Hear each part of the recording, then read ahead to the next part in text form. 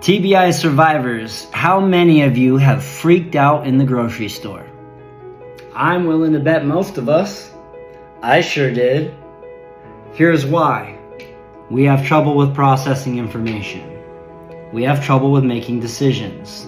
So when we walk into a grocery store, the lights, the sounds, the people, the options, and much more become major issues for us.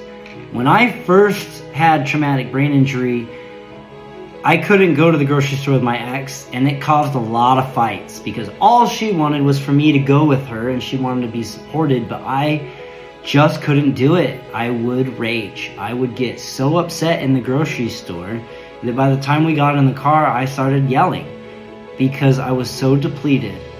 Not to mention, I also had body thermal regulation issues, and I kept saying how cold I was. And it wasn't until I looked at her and said, "Hey, my hands are purple." And she saw that she was able to recognize how cold I was. I share this because simple decision making is very hard. It's very hard.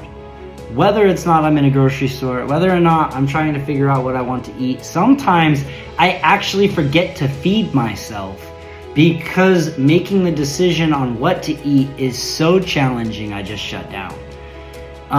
So I'm sure this resonates with many of you. I'd love to hear what your experience is like, but it's important to share for everyone around us to understand how hard it really is for us to be able to process this information and make decisions.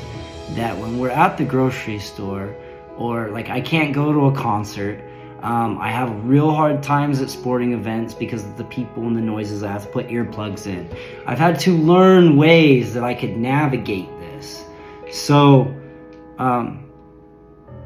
yeah, some perspective to help you understand. Be well, my friends.